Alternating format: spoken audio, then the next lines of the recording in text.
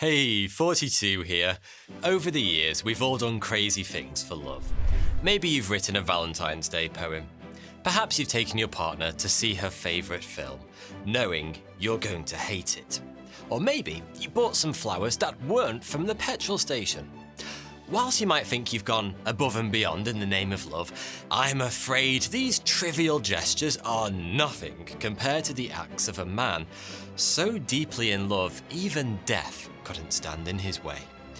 This is the genuinely terrifying story of Carl Tanzler and the Corpse Bride. Now, I'd like to take a minute to talk about hair loss, because I've had people close to me start to lose their hair as early as their 20s, and it's always been an upsetting experience.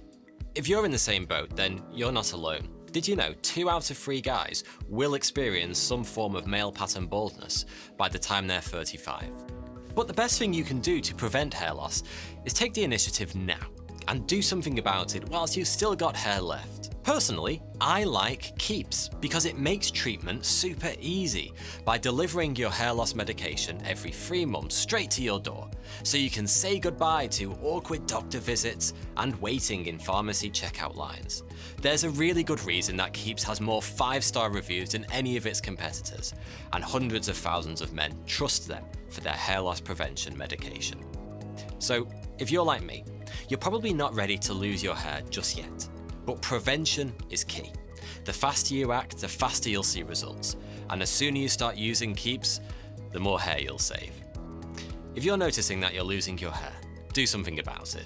For a limited time, go to keeps.com/42. Or click the link in the description below to receive 50% off your first order. Thanks to Keeps for sponsoring this video. Don't forget to try it out using the link below. Carl was born in Dresden, Germany in 1877, and from what we know about him, he lived an entirely uneventful childhood. That is, until he turned 12, when, one night, he was visited by one of his ancestors in a dream. This long-dead relative was kind enough to show Carl the face of his one true love, a beautiful foreigner with dark hair. By the time Carl woke up in the morning, he knew that was the woman he would spend the rest of his life with. The only trouble was, he didn't know where to find her. In the end, it would be more than 40 years before he finally stumbled across this literal girl of his dreams. During the intervening years, Carl became a man, travelled the world, and even got married to a woman named Doris Schaefer. The couple had 2 children together, but fond as Carl was of his wife, he could never quite shake his disappointment that she wasn't that dark-haired beauty once promised to him in a dream. In 1926, he and his family emigrated to the United States to start a new life in Florida. And it was there that Carl's general dissatisfaction with how his life had turned out came to a head. He needed a new start, so he pretty much abandoned his family and took a new job as a radiology technician at a hospital in Key West, rebranding himself Count Carl von Cosel. It was in the April of 1930 that the weird stuff started to happen. One day, a woman was brought into the hospital for an examination. That's not the weird bit. I mean, it was a hospital, but as soon as Carl got a glimpse of the girl, he knew her at once. A beautiful foreigner with dark hair. She was the girl from his childhood dream. As far as Carl was concerned, his soulmate had just conveniently stepped into his place of work. And boy, would she regret it. Maria Elena Milagro de Hoya, who, for obvious reasons, just went by Elena, was a 21-year-old Cuban. If this was a classic rom-com, she would be Rachel McAdams to Tanzler's Hugh Grant. She was technically married, but her husband had left her as she had suffered a miscarriage. And if I'm being completely honest, I don't think her relationship status was all of that much interest to Carl Tanzler. He couldn't care less if she was separated, in a loving marriage, a widow, or one of those strange Americans you hear about who marries their car. He wanted her, and he was going to have her, even if he did happen to be 32 years her senior. There was, admittedly, one other small problem with this plan. Eleanor hadn't been admitted to hospital for a run-of-the-mill checkup. She had tuberculosis, which, considering the lack of an available cure in those days, was basically a death sentence. Even today, TB remains one of the world's leading causes of death, claiming 1.5 million lives in 2020. Carl was understandably devastated, but despite not really knowing all that much about TB, or, actually being a doctor, he made it his life's mission to save Eleanor. He immediately began experimenting with various tonics and concoctions, in the hopes that he'd stumble across a cure. With the permission of Eleanor's family, Carl began administering these treatments in their home, which was soon full of various gadgets that he'd managed to steal from the hospital. Now, so far, Carl Tanzler might not sound like all that much of a bad guy. I mean, he was doing everything in his power to try and save Eleanor, even if some of his methods were a little unconventional. If he'd stopped there, history probably would have remembered him as a misguided and medically irresponsible dreamer, rather than an utter psychopath. But yeah, he didn't stop there. Not even close. Despite Carl's best efforts, Eleanor died in October 1931. He was so devastated he offered to pay for the funeral and for an expensive mausoleum in Key West Cemetery. Her family saw it as a kind gesture, but in reality it should have been a massive red flag, because little did they know, Carl would keep hold of the mausoleum's only key. And this is where our Richard Curtis rom-com meets Tim Burton.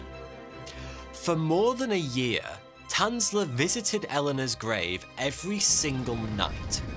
He would sit by her coffin, chatting away as though Eleanor still lived. If anything, his death only seemed to have increased his devotion. But then, all of a sudden, the visit stopped. In hindsight, that should have been another red flag. But I guess Eleanor's family simply assumed Carl Tanzler had finally moved on.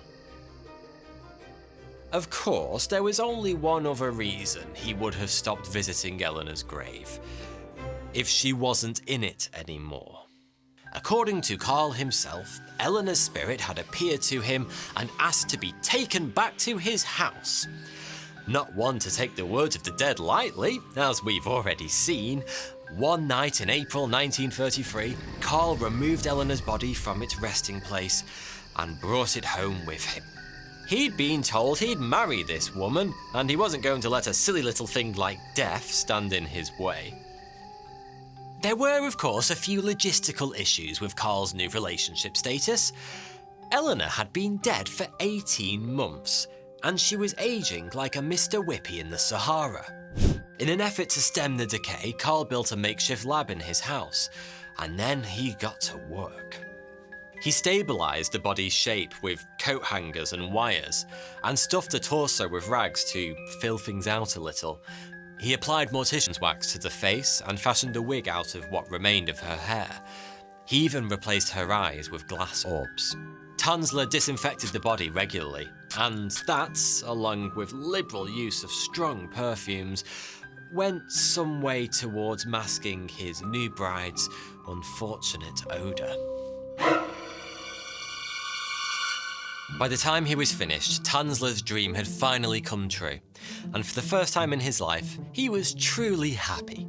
With all the enthusiasm of a newlywed, he spent almost every moment of every day with Eleanor's corpse.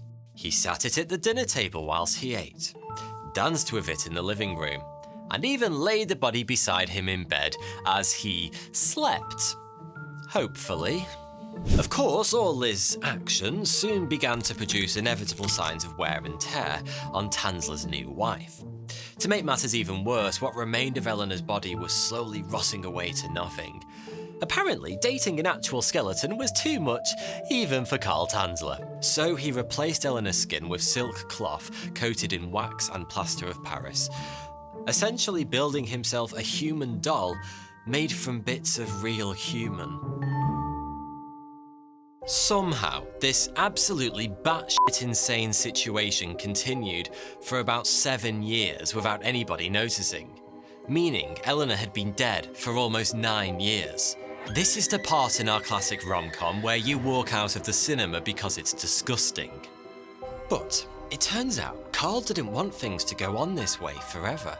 You see, over the years he'd been working on a strategy to bring his wife back to life for good. The plan basically involved building a rocket and launching Eleanor's dead body into space, where he hoped radiation would restore her to the land of the living, which admittedly was a tad ambitious, but hey. In the end, Carl never got to find out whether this ingenious plan would have worked, though I'm prepared to go out on a limb here and say it probably wouldn't have. Rumours were beginning to spread around Key West about that weird old man who lived alone and hardly left his house except to buy women's clothes and suspiciously large quantities of perfume. One day, a local boy passing the house happened to see Carl dancing with what looked like a large doll in the living room. I suppose we can't really blame him for not immediately suspecting Carl was living with a 9-year-old corpse, but anyway. Others were growing suspicious too, particularly Eleanor's sister, Florinda, who, perhaps unsurprisingly, had never been Carl's biggest fan. With his story now the talk of the town, Florinda paid Carl a visit in 1940, and it's safe to say she was shocked by what she found. The 9-year-old remains of her sister in a dress. The authorities were immediately alerted and Carl was arrested.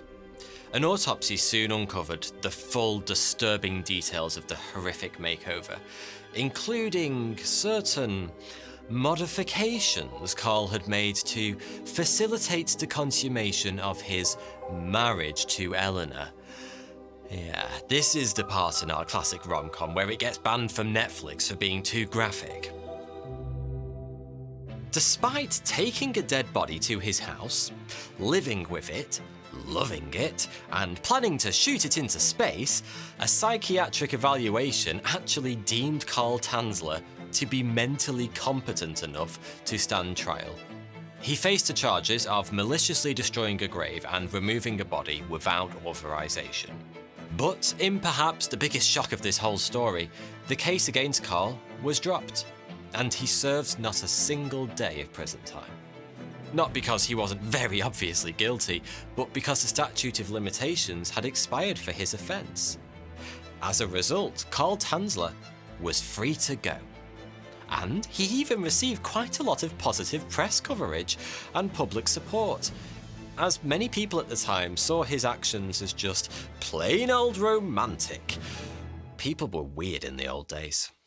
In one final twist to this strange, gruesome story, poor old Eleanor's body wasn't reinterred after finally being rescued from Carl's clutches, but put on display at a funeral home. The story was big news and thousands of people lined up to get a look at her, including Carl Tanzler himself. Rumour has it he'd even asked the authorities if he could have the body returned to him. As you can probably imagine, the request was denied. After interest in the case died down, Eleanor was finally laid to rest once more. This time at a secret location, just in case Carl got any ideas. In later life, Tanzler received US citizenship and wrote an autobiography. Oh, and do you remember Doris? That wife he had before any of this weirdness happened. You know, the mother of his children that he walked out on. Well, they remained friends. You'd think it would be awkward, what with him fancying a dead body more than her, and all that, but apparently not. And she even supported him financially in his later years. I'm sure Carl was grateful, but he never gave up on his one true love. When he died in 1952, his body was found with a life-size doll that bore a striking resemblance to his corpse bride. It's been suggested by some that Carl somehow found out where the real Eleanor was buried and switched the body with a fake. But there's no real evidence to support that story, and as the credits roll on our awful rom-com, I have to say it's much more likely that it was indeed just a doll. Either way, Carl Tanzler's life is surely the weirdest love story never told, and a useful reminder of how not to take a girl out. Thanks for watching.